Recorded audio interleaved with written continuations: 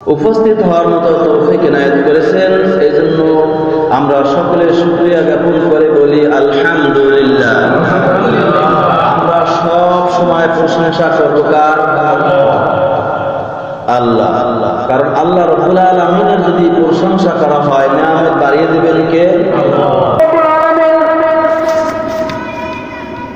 সূরা আল-কাবুতের দ্বিতীয় নম্বরে উল্লেখ করেছেন আহসিবান নাসু আন ইউতরাকু আন ইয়াকুলু আমান্না ওয়া হুম লা ইফতানুন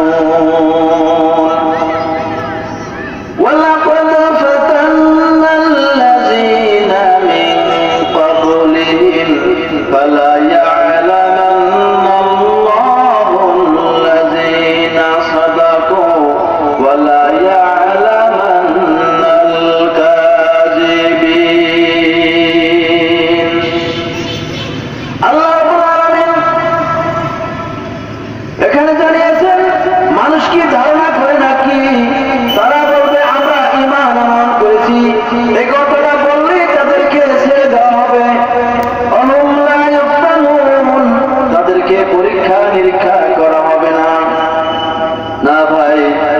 সকলকে আল্লাহ রাব্বুল আলামিন পরীক্ষা করবেন। পরবর্তীতে আয়াতে জানিয়েছেন ওয়ালাকাদ ফাতান্নাল্লাযীনা মিন ক্বাবলিহিম ফালা ইয়া'লামান্নাল্লাহুল্লাযীনা সাদাকু ওয়া লা ইয়া'লামান্নাল কাযিবিন। ইতিপূর্বে যারা ছিল তাদের প্রত্যেককে আমি পরীক্ষা নিরীক্ষা করেছি, তোমাদেরকেও পরীক্ষা করা হবে। আর এই পরীক্ষার মাধ্যমে জেনে নেবেন কে সত্যবাদী। অবশ্যই তিনি জেনে নেবেন এই পরীক্ষা নিরীক্ষার মাধ্যমে কে মিথ্যাবাদী। তাহলে এই আয়াত দ্বারা বোঝা গেছে আমাদের প্রত্যেককে আল্লাহ কি করবেন? পরীক্ষা নিরীক্ষা করবেন।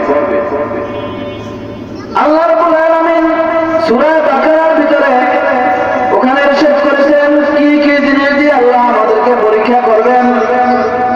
সূরা বাকারার মধ্যে আল্লাহ রাব্বুল আলামিন ঘোষণা দিয়েছেন ওয়ালানাবলুওয়ান্নাকুম বিশাইইন মিনাল খাউফি ওয়াল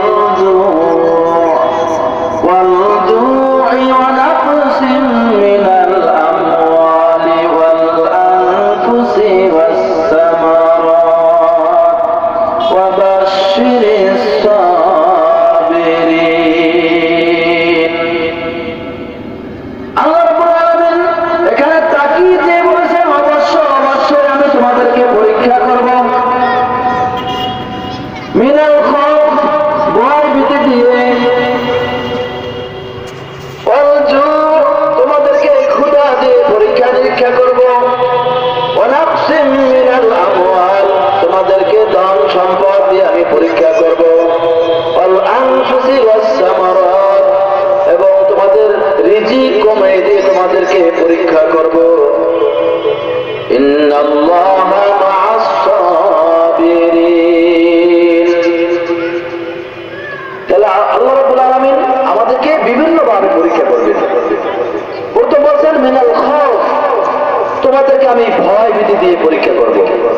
এখন সারা বিশ্বব্যাপী মহামারী, এখন কিরকম আতঙ্ক ভয়ের তো অনেক ক্যাটাগরি রয়েছে।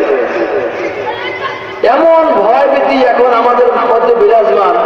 দেখেন, সন্তান যদি মারা যায়, সে বাপ, জন্মদাতা যিনি বাপ, সে ওই লাশের কাছে যাইতে সাহস পাচ্ছে না। স্বামী স্ত্রী কত দুই গুণার ভিতরে মিল। স্বামী স্ত্রীর মধ্যে যদি একজন মারা যায়, স্বামী মারা যাক অথবা স্ত্রী মারা যাক, কেউ তার কাছে যাইতে সাহস পাচ্ছে না।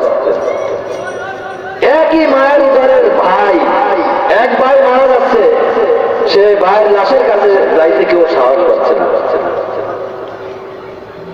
কত আতঙ্ক এবং ভয় ভীতি। আল্লাহ রাব্বুল আলামিন এটা পরীক্ষা করার জন্য দিয়েছেন। এটা মুমিনদের জন্য হলো পরীক্ষা, ঈমানি পরীক্ষা, আর কাফের মুশরিকদের জন্য হয়েছে এটা গজব।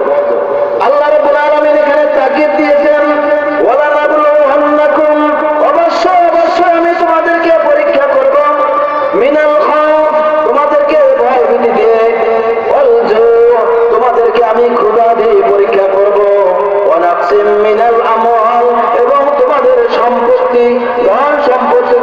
তোমাদেরকে পরীক্ষা করব, মৃত্যু দিয়ে এবং তোমাদের রিজিক কমাই দিয়ে আমি তোমাদেরকে পরীক্ষা করব। এই পরীক্ষার মধ্যে যারা ধৈর্য ধারণ করবে, হে রাসূল আপনি তাদেরকে সুসংবাদ দিন। ইন্নাল্লাহা মা'আস সাবিরিন, আল্লাহ ধৈর্যশীল ব্যক্তির সাথে থাকবে। কথা করেছেন। তাহলে আল্লাহ রাব্বুল আলামিন আমাদেরকে পরীক্ষা নিরীক্ষা করার জন্য পাঠিয়েছেন। প্রিয় ভাইরা, ঈমান যার থাকবে পরীক্ষা তার অবশ্যই থাকবে। এই পরীক্ষা শুধু আপনাকে নয়, আমাকে নয়, ইতিপূর্বে যত মানুষ বিদায় হয়ে গিয়েছে তাদের প্রত্যেককে আল্লাহ রাব্বুল আলামিন পরীক্ষা করেছেন। ভাইরা, আমি আপনাদেরকে একটা প্রশ্ন করি, বাবা আদম আলাইহিস সালাম থেকে শুরু করে আজ পর্যন্ত যত মানুষ মৃত্যুবরণ করে কবরস্থ হয়েছে তাদের সংখ্যা বেশি, নাকি আমরা যারা বর্তমানে বিরাজমান রয়েছি আমাদের সংখ্যা বেশি? কাদের সংখ্যা বেশি? আদম আলাইহিস সালাম থেকে শুরু করে যারা মৃত্যুবরণ করেছে কবরস্থ হয়েছে তাদের সংখ্যা বেশি। এই আয়াত দ্বারা বোঝা যাচ্ছে আদম থেকে শুরু করে আজ পর্যন্ত যত মানুষ নারী পুরুষ যারা মৃত্যুবরণ করে কবরস্থ হয়েছে তাদের প্রত্যেককে পরীক্ষা নিরীক্ষা করেছেন। আর আমাদেরকেও পরীক্ষা নিরীক্ষা আল্লাহ অবশ্যই করবেন। আর এই পরীক্ষায় পাস করে আমাদেরকে জান্নাতটা অর্জন করতে হবে, ঠিক কিনা? ভাইরা, ঈমান নামের একটা মেশিন রয়েছে, জ্বর মাপার মেশিন হয়েছে, থার্মোমিটার, দুধ মাপার মেশিন রয়েছে, সেটা হলো ল্যাক্টোমিটার। আর আবহাওয়া মাপার জন্য একটা মেশিন রয়েছে, সেই মেশিনটার নাম হলো ব্যারোমিটার। কিন্তু আজ পর্যন্ত কোন বিজ্ঞানী কোন ঈমান মাপার জন্য কোন মেশিন বের করতে পারে নাই।